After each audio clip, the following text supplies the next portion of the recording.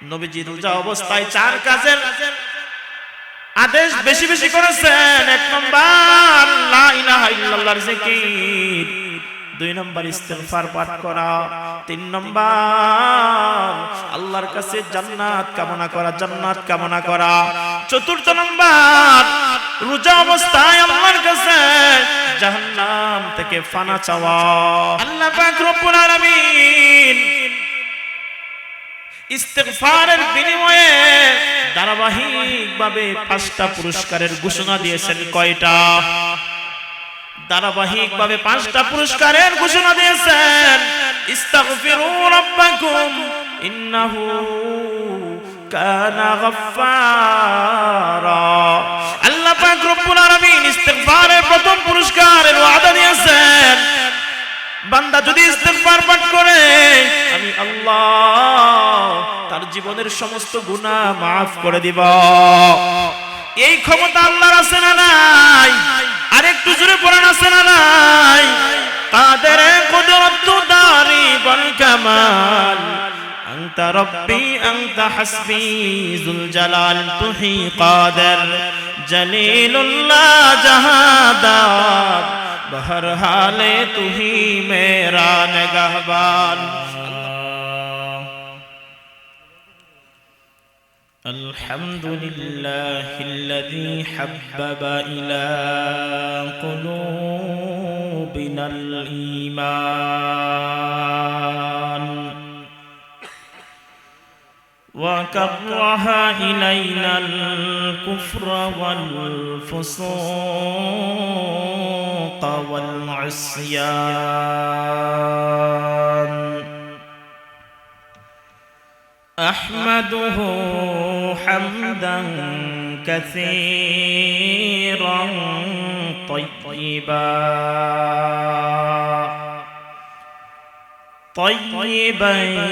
يملأ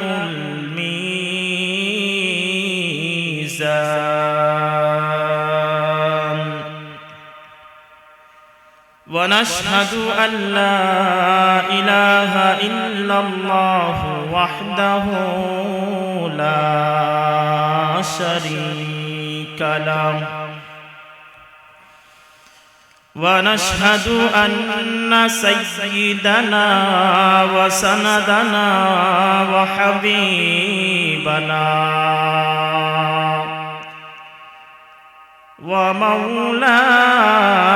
ومولانا محمدا عبده ورسوله. أما بعد فأعوذ بالله من الشيطان الرجيم. بسم الله الرحمن الرحيم.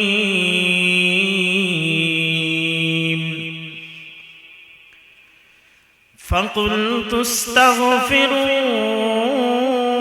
ربكم إنه كان غفارا يرسل السماء عليكم مدرارا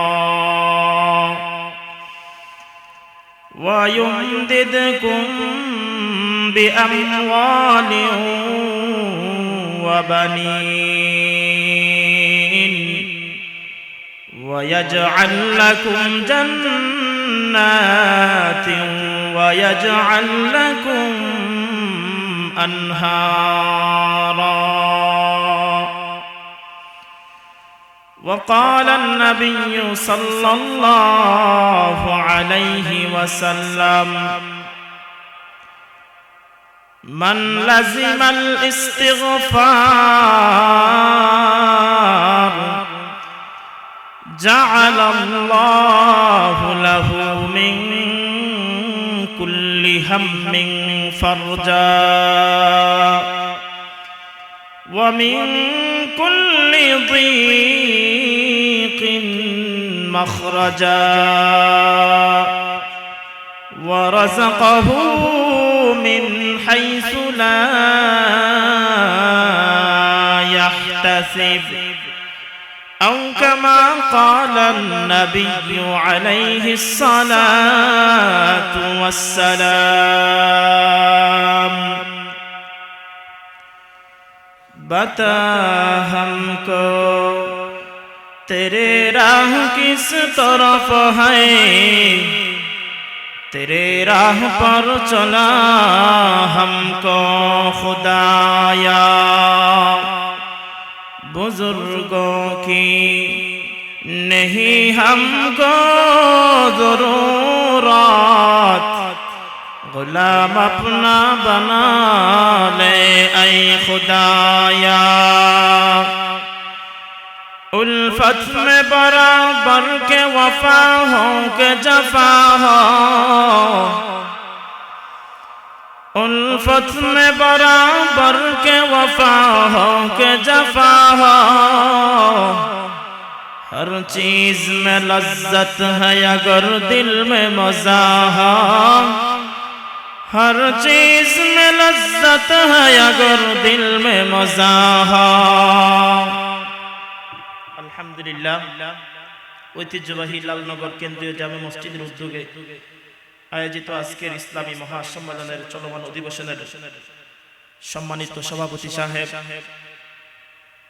সম্মুখপানে উপস্থিত আছেন কলিজার টুকরা যুবক ভাইয়েরা সাদা দাড়িওয়ালা মুরব্বিয়ানে আযম পর্দার আড়াল থেকে মাইকের আওয়াজ শ্রবণরত শ্রদ্ধেয় সম্মানিতা মা ও বোনেরা সর্বপ্রথম মহান রব্বে কারিমের শুকরিয়া জ্ঞাপন করছি যিনি আমাদেরকে এই ফিতনার জামানায় এরকম একটা নুরানি পরিবেশে উলামায়ে কেরামের জবান থেকে দ্বীনি আলোচনা শোনার একটা সুযোগ করে দিয়েছেন এজন্য সকলে অন্তরের গভীর থেকে কালিমাতুশ শুকর আদায় করে পড়ি আলহামদুলিল্লাহ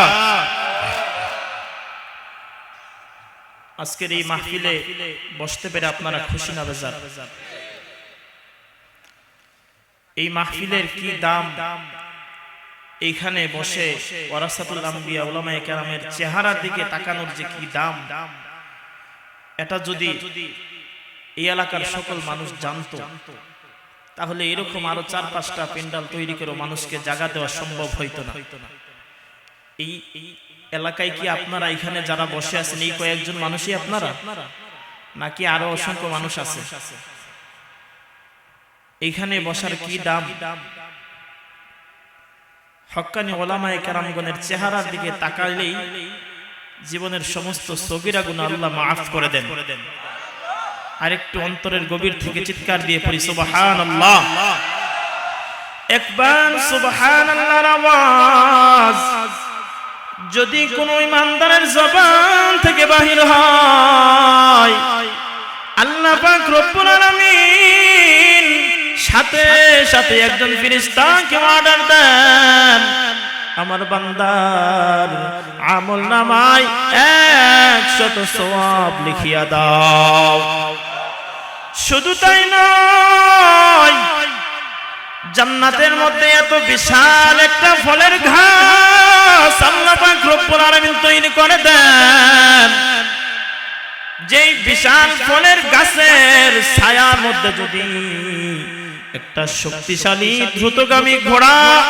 100 বছর পর্যন্ত দৌড়ায় ওই জান্নাতের ফলের বাগানের একটা ডালের ছায়া পর্যন্ত অতিক্রম করতে পারবে না আতিনা ফি দার দুনিয়া মা হাসান আতিনা ফি দার আকবানা হাসান ইয়া গিয়াসান মুস্তাগীসিন আহদিনা লাফতিখারা বিল উলুমি ওয়াল গিনাব আল্লামা কুরতুবী রাহমাতুল্লাহি আলাইহি বলেন আল্লাহ পাক রব্বুল আলামিন বান্দার গুনাহ maaf করেন এর দ্বারা উদ্দেশ্য হলো বান্দার জীবনের সগীরা গুনাহ আল্লাহ maaf করে দেন কবিরা গুনাহ মাফির জন্য শর্ত হলো বান্দা তওবা করতে হবে লজ্জিত হতে হবে অনুতপ্ত হতে হবে কত সৌভাগ্যবান আপনারা যারা এখানে উলামায়ে কেরামের চেহারার দিকে তাকিয়ে আছেন একের পরে এক উলামায়ে কেরামগণ আলোচনা করতেছেন। আল্লাহু আকবার। আমার আগে যিনি আলোচনা করেছেন মাওলানা রফিকুল ইসলাম সিদ্দিকী সাহেব, সম্পূর্ণ আলোচনা আমি শুনেছি। আল্লাহু আকবার। আলোচনার মধ্যে একটা নূর আছে, মজা আছে, কথা বলেন ঠিক কিনা? হক্কানি উলামায়ে কেরামগণের আলোচনার মধ্যে একটা প্রভাব আছে, অন্তর শান্তি হয়ে যায়। আপনাদের কত সৌভাগ্য, সগীরা গুনাহ মাফ হওয়ার পাশাপাশি যদি শেষ পর্যন্ত যদি থাকতে পারেন, আর যদি আখিরি মুনাজাতে তওবা করে দুই ফোঁটা চোখের পানি যদি ঝাড়তে পারেন, আল্লাহ পাক রব্বুল আলামিন জীবনের সমস্ত কবিরা গুনাহ মাফ করে মাসুম বানায়া বাড়িতে পাঠিয়ে দিবেন। সুবহানাল্লাহ। এই সৌভাগ্যের অধিকারী হতে হলে একমাত্র এই মজলিসে আসা ছাড়া এই মুহূর্তে বিকল্প কোনো রাস্তা নাই। অতএব যারা এই পর্যন্ত আসছেন, হয়তো বাড়িতে থাকলে আরামের বিছানায় খাতা কম্বল লেপ মোড়া দিয়ে আরাম করতেন, অল্প সময় এই আরামটাকে বিসর্জন দিচ্ছেন। উদ্দেশ্য একটাই, আল্লাহর রাজি খুশি। উলামায়ে কেরামগণ বাহির থেকে আসবেন, ওনারা মেহমান। এই যে আপনারা এই সময়টুকু দিচ্ছেন, একটু আরামকে, আরামের বিছানা, আরামের ঘুমকে বিসর্জন দিয়েছেন। দোয়া করি আল্লাহ তাআলা আপনাদের এই আরামের বিছানা, আরামের ঘুমকে বিসর্জন দেওয়াটাকে যেন আল্লাহ তাআলা জান্নাতের মধ্যে আরামদায়ক বিছানা লাভের কারণ হিসাবে কবুল করেন। সকলে পড়ি আল্লাহুম্মা আমিন। বড় দামি এক সময় আমরা অতিবাহিত করছি। শাবানের শেষ লগ্ন, আবার প্রায় নিকটবর্তী রমাদানুল কারীম। অনেক দামি একটা সময়, যদিও এই সময় সম্পর্কে আমরা গাফেল আছি। এক শ্রেণী মানুষ তো লাইলাতুল বারাতে সারা রাত ওনারা কন্টাক্ট নিয়ে নিয়েছিল মসজিদে, কিন্তু পরের দিন থেকে ওনাদের টর্চ লাইট দিয়ে খুঁজে ওনাদেরকে আর পাওয়া যায় না। এরকম আছে না নাই? কিন্তু ভাই, সময়টা অনেক দামি। আপনার হায়াতের একটা সেকেন্ড চলে গেলে দ্বিতীয়বার এটা আর ফিরত আসবে না। সিলেট থেকে ঢাকা গ্রামে একটা গাড়ি যতই আগায়, তার বাড়ি ততই দূরে পড়ে, আর ঢাকা ততই নিকটবর্তী হয়। আমার আপনার হায়াতের চাকা দুনিয়াতে ভূমিষ্ঠ হওয়ার পর থেকেই এই চাকাটা চলতে আরম্ভ করছে। প্রত্যেকটা সেকেন্ড পার হচ্ছে আর আমরা পরকালের দিকে আগাচ্ছি, পরকালের দিকে আগাচ্ছি। দুনিয়া পিছনে রেখে রেখে শুধু আখিরাতের দিকে আগাচ্ছি। বড় দামি এক সময়। এই সময়ের একটা তাকাজা আছে। আমি আমার তিলাওয়াতকৃত এবং তিলাওয়াতকৃত হাদিসের আলোচনা একটু পরে আসবো, ধারাবাহিকভাবে আসবো, যেহেতু সময়ের একটা তাকাজা আছে। অতএব এই রোজা সংক্রান্ত কিছু আলোচনা আপনাদের সম্মুখে করব। আল্লাহ পাক রব্বুল আলামিন কোরআনে কারীমের মধ্যে ঘোষণা করে দিয়েছেন, ইয়া আইয়ুহাল্লাযীনা আমানু কুতিবা আলাইকুমুস সিয়াম কামা কুতিবা আলাল্লাযীনা মিন ক্বাবলিকুম লাআল্লাকুম তাত্তাকুন। আল্লাহ পাক রব্বুল আলামিন ঈমানদারগণকে ডাক দিয়েছেন, ঈমানদার, তোমাদের উপর রোজাকে ফরজ করে দেওয়া হয়েছে। এটা যে শুধু তোমাদের উপর ফরজ করে দেওয়া হয়েছে তেমন নয়, তোমাদের পূর্ববর্তী উম্মতদের উপর এই রোজা ফরজ করা হয়েছিল। কিন্তু তোমাদের রোজা আর তাদের রোজা অনেক পার্থক্য আছে, অনেক ব্যবধান আছে। কি পার্থক্য, কি ব্যবধান? বনি আদমের আখির জামানার উম্মত যারা, মুহাম্মদুর রাসূলুল্লাহ সাল্লাল্লাহু আলাইহি ওয়াসাল্লামের উম্মত যারা, তাদের কি দাম আল্লাহ পাক রব্বুল আলামিনের কাছে। একজন উম্মতে মুহাম্মদিয়ার রোজাদারের মুখের দুর্গন্ধ আল্লাহ পাক রব্বুল আলামিনের কাছে মিশকে আম্বরের চেয়ে আরো অনেক পছন্দনীয়। সুবহানাল্লাহ। শুধু তাই নয়, আমার আপনার মধ্য থেকে যারা রোজা রাখি ইফতারের আগ পর্যন্ত আল্লাহ পাক রব্বুল আলামিন দুনিয়ার সমস্ত মাখলুকাতকে আমার আপনার মাগফিরাত কামনায় এই কাজে লাগায়া দেন সুবহানাল্লাহ। শুধু তাই নয়, আমি আপনি যে রমজান পেয়েছি আখেরি নবীর উম্মত হওয়ার কারণে এই রমজানে এমন একটা রাত্রি পেয়েছি লাইলাতুল কদর। কি দাম পয়গম্বর রজব শাবানে বরকতের দোয়া কামনা করেছেন, আর রমজান পর্যন্ত নিজের আয়ু যেন বৃদ্ধি করে দেওয়া হয় আল্লাহর কাছে চেয়েছেন।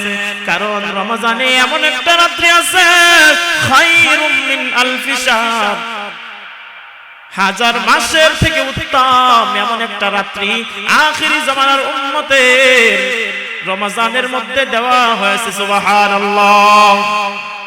এই রাত্রি পূর্ববর্তী উম্মতের জন্য নাই, এই রাত্রি শুধু আমার আপনার জন্য, অর্থাৎ মুহাম্মদুর রাসূলুল্লাহ সাল্লাল্লাহু আলাইহি ওয়াসাল্লামের উম্মতের জন্য বিশেষ একটা উপহার সুবহানাল্লাহ। এটা শুধু আমাদের জন্য, পূর্ববর্তী উম্মতদের জন্য এই রাত্রি ছিল না, বা তাদের পূজার ব্যাপারে এরকম বিশেষ কোনো উপহার ঘোষণা করা হয় নাই আল্লাহর পক্ষ থেকে। এটা শুধু আমাদের জন্য বিশেষভাবে। কি পরিমাণ দাম উম্মতে মুহাম্মাদিয়া! এই রোজার বিধান আল্লাহ পাক রব্বুল আলামিন কেন দিয়েছেন?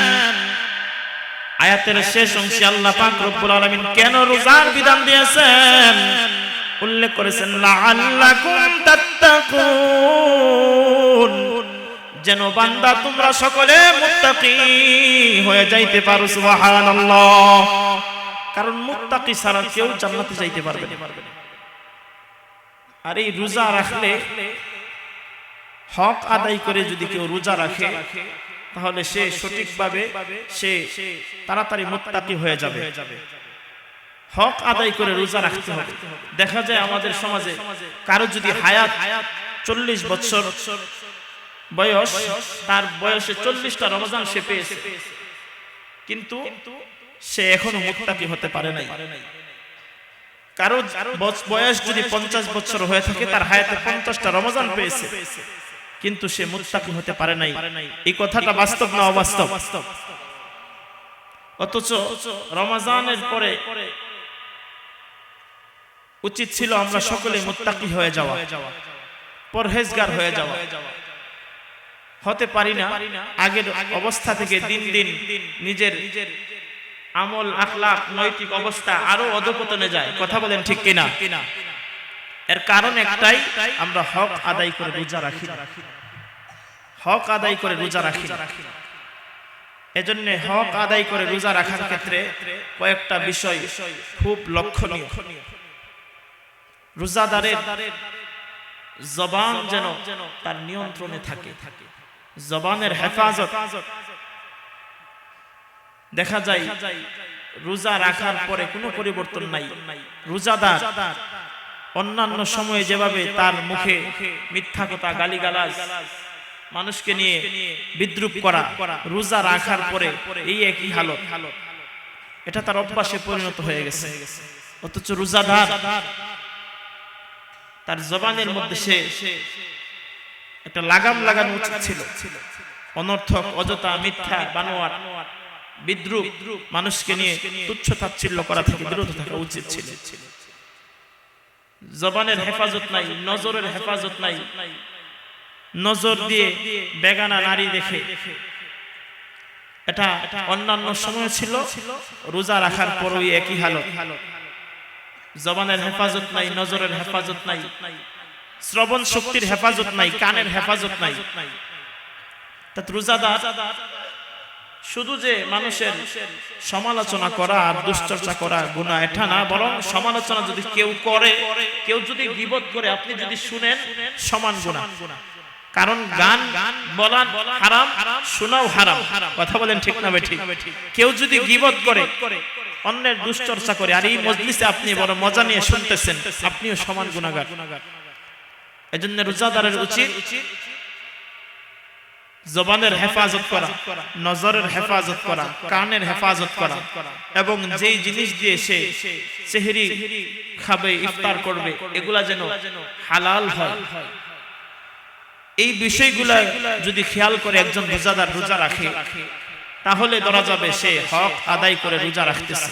নতুবা যুগের পর যুগ, বৎসরের পর বৎসর রোজা রাখতে পারবো, কিন্তু মুত্তাকি হওয়া যাবে না। নবীজি সাল্লাল্লাহু আলাইহি ওয়াসাল্লাম হাদিসের মধ্যে পাওয়া যায়, রোজা অবস্থায় 4টা কাজের হুকুম বেশি বেশি দিতেন। 1 নম্বর কাজ হলো লা ইলাহা ইল্লাল্লাহর জিকির বেশি বেশি করবে। লা ইলাহা ইল্লাল্লাহর জিকির বেশি বেশি করবে। মিশকাত শরীফের মধ্যে একটা হাদিস পাওয়া যায়, পয়গম্বর মুসা আলাইহিস সালাতু ওয়াস সালাম আল্লাহর কাছে আপনিয়াত করেন, আল্লাহ আপনি আমাকে এমন একটা বাক্য শিক্ষা দেন যে বাক্যটা আনকমন, এমন একটা বাক্য শিক্ষা দেন যে বাক্য দ্বারা আমি জিকির করব। আল্লাহ পাক রব্বুল আলামিন বললেন, মুসা তুমি লা ইলাহা ইল্লাল্লাহর জিকির পড়তে পারো। মুসা আলাইহিস সালাতু ওয়াস সালাম আল্লাহর কাছে বলেন, আল্লাহ আমি চেয়েছিলাম একটা আনকমন একটা বাক্য, আপনি তো এমন একটা বাক্য শিখাইলেন যেই বাক্য সকলেই পাঠ করে, সকলেই জিকির করে। আল্লাহ পাক রব্বুল আলামিন ডাক দিয়ে বলেন, মুসা তুমি কি জানো এই লা ইলাহা ইল্লাল্লাহর কি দাম? 7 আসমান 7 জমিন যদি এক পাল্লায় তোলা হয়, আর লা ইলাহা ইল্লাল্লাহর জিকির যদি অপর পাল্লায় তোলা হয়, এই লা ইলাহা ইল্লাল্লাহর জিকিরের পাল্লাটাই ভারী হয়ে যাবে। সুবহানাল্লাহ। 2 নম্বর কাজ ইস্তিগফার বেশি বেশি পাঠ করো।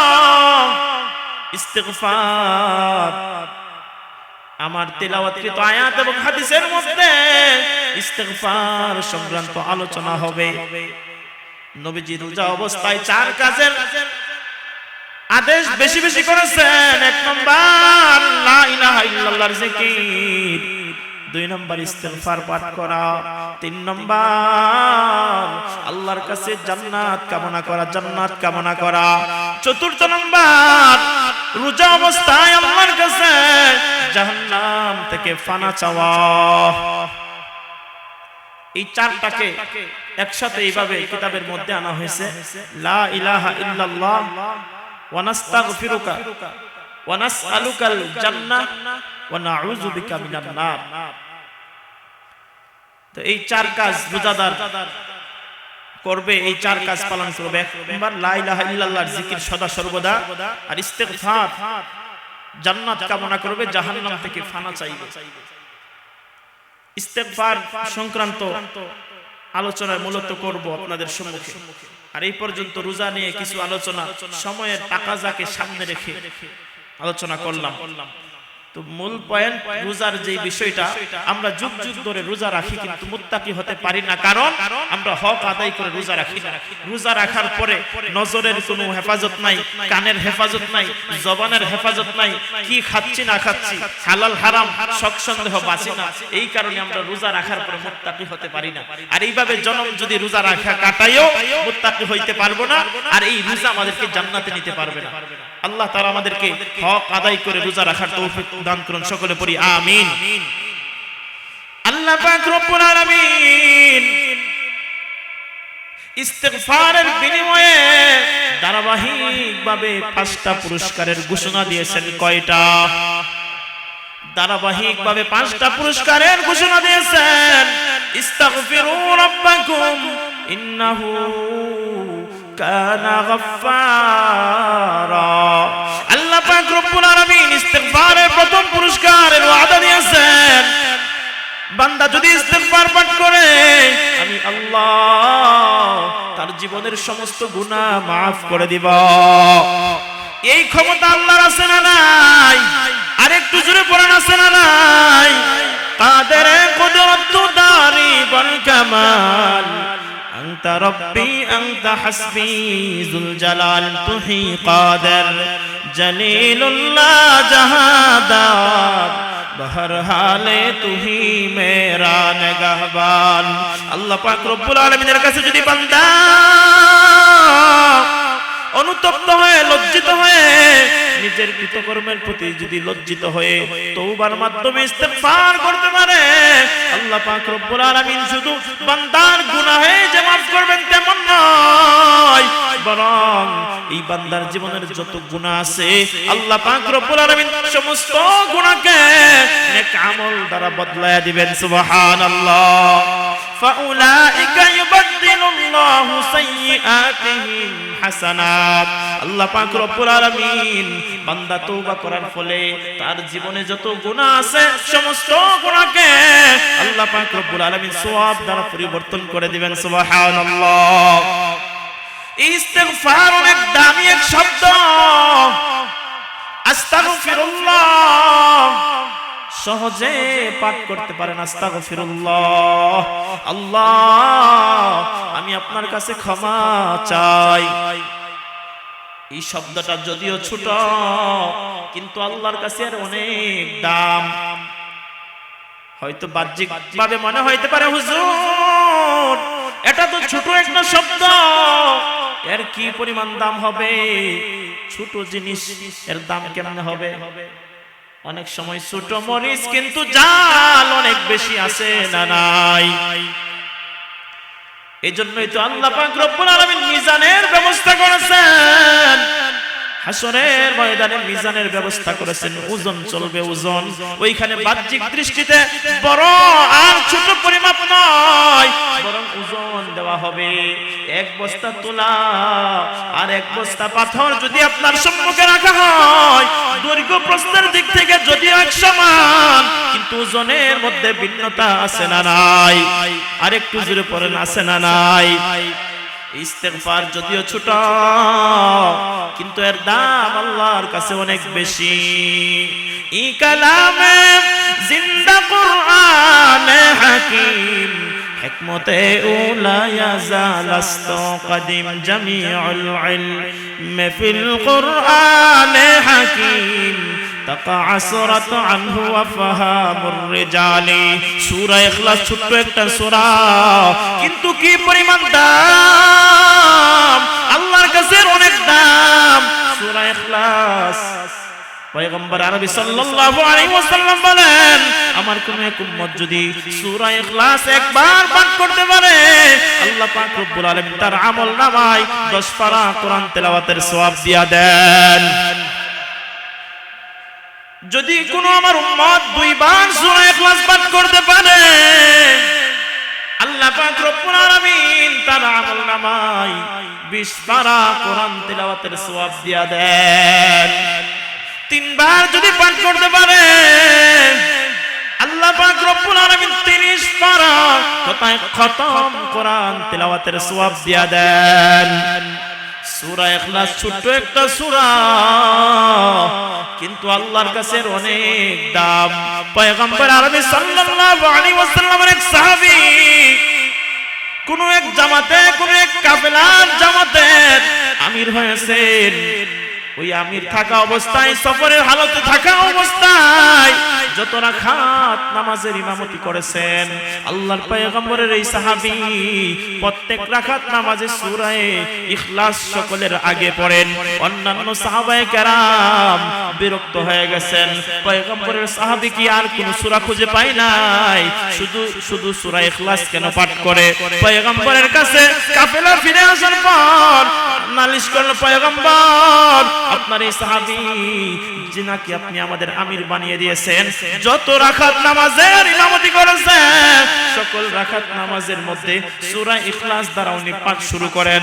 পয়গম্বর যখন জিজ্ঞাসা করলেন সাহাবী কথা কি সত্যি নাকি, সাহাবী জবাব দেয় পয়গম্বর হ্যাঁ অবশ্যই, আমি যত রাকাত নামাজের ইমামতি করেছি সূরা ইখলাসের মাধ্যমে আমি ইমামতি শুরু করেছি। জানেন নি পয়গম্বর, জানেন নি কেন সূরা ইখলাসের মাধ্যমে আমি শুরু করেছি? কারণ সূরা ইখলাস আমার এত পছন্দ, সূরা ইখলাসের আমি প্রেমে পড়ে গেছি। একটু চিৎকার দিয়ে পড়ি সুবহানাল্লাহ। পয়গম্বর আমি সূরা ইখলাসের প্রেমে পড়ে গেছি।